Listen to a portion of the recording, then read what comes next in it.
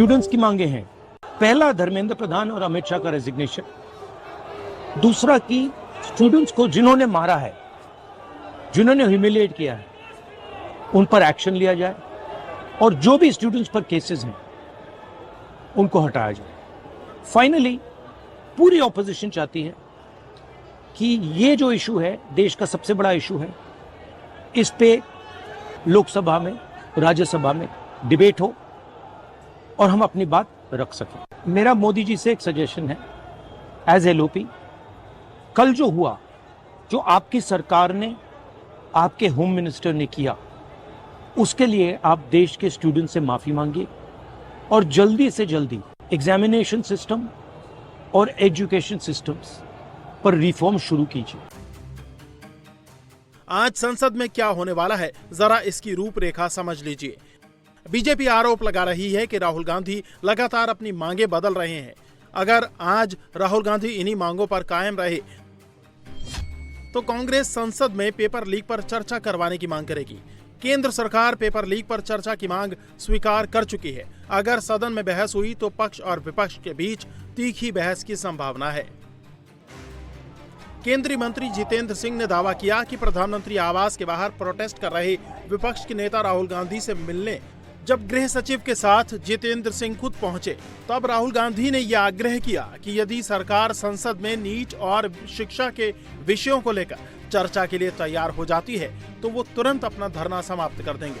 राहुल से बातचीत के बाद केंद्रीय मंत्री ने जब दोबारा राहुल गांधी से बात की तो उन्होंने अपनी नई मांग रखते हुए शिक्षा मंत्री धर्मेंद्र प्रधान के इस्तीफे की मांग की। वहां पहुंचने पर हमें श्री राहुल गांधी जी ने ये आग्रह किया कि यदि सरकार संसद में चर्चा के लिए तैयार हो जाती है नीट और उसके साथ संबंधित शिक्षा संबंधित विषयों को लेकर के, तो वो तुरंत अपना धरना समाप्त कर देंगे। मैंने ये बात उनसे एक मर्तबा नहीं 2-3 बार पूछी। उसके उपरांत मेरे हमरा केंद्रीय गृह सचिव थे, उन्होंने भी पूछा कि will you immediately and this धरना इफ यू गेट एश्योरेंस। बोले हाँ। फिर हमने थोड़ी सी मुशक्कत की, एक्सरसाइज की, सरकार के शीर्ष नेतृत्व से चर्चा हुई और हमें ये कहा गया कि आप सरकार की ओर से उनको आश्वासन दीजिए कि सरकार को कोई आपत्ति नहीं है, सरकार तैयार है संसद में चर्चा करने के लिए, नीट को लेकर के भी, उसके साथ संबंधित विषयों को लेकर के भी, जो आंदोलन है उसको लेकर के भी। हमने जब ये बात वहीं पर राहुल गांधी जी के आगे दोबारा रखी तो बोले कि साहब मुझे तो शिक्षा मंत्री का इस्तीफा भी चाहिए। राहुल गांधी समेत पूरा विपक्ष धर्मेंद्र प्रधान के इस्तीफे की मांग पर अड़ा है।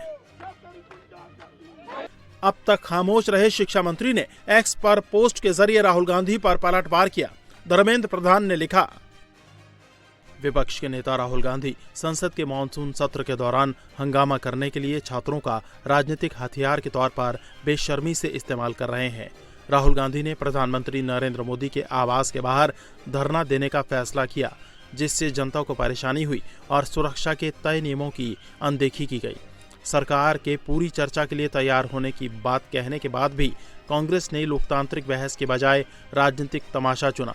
हमारी सरकार नीट पर चर्चा करने और सदन में हमारे युवाओं की हर असली चिंता को दूर करने के लिए 100% कमिटेड है।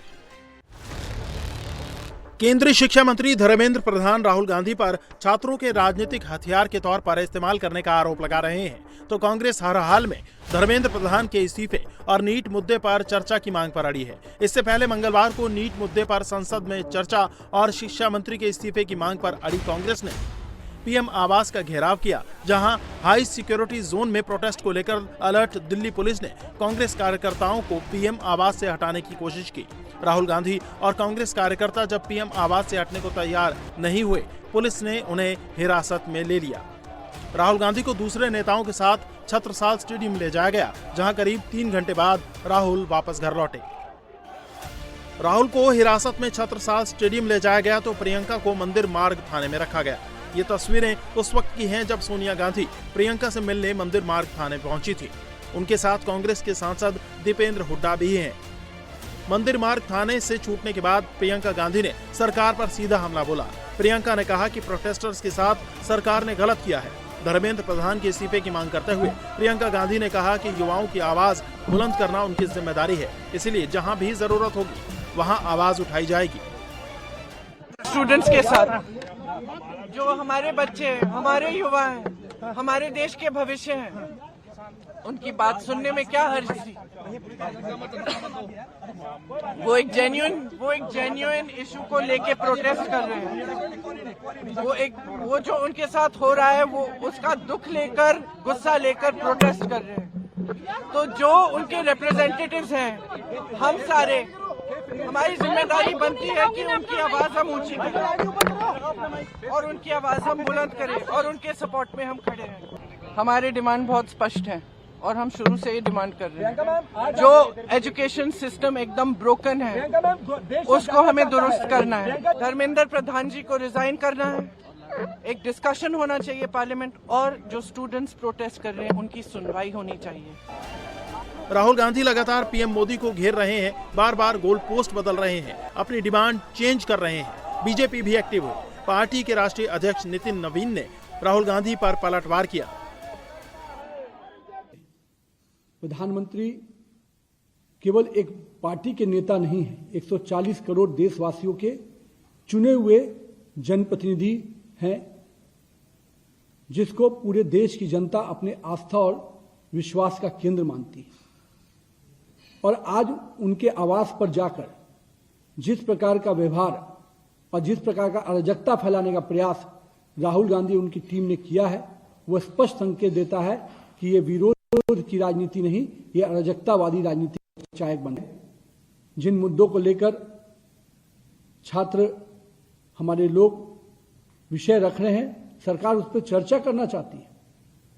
राहुल गांधी जी ने जब शर्त रखी तो शर्त को भी माना गया, लेकिन दुर्भाग्य देखिए, नेता प्रतिपक्ष जैसा पद पर बैठा हुआ व्यक्ति अपने ही विषयों को रखकर, अपने ही शर्त को रखकर जब वो शर्त आगे बढ़ती है तो उसे मुकर जाते हैं। राहुल गांधी के एक्टिवेट होते ही कांग्रेस की पूरी लीडरशिप हरकत में आ गई। बड़े बड़े नेता पीएम आवास के सामने पहुंचे, जो रह गए वो छत्रसाल स्टेडियम की ओर दौड़े।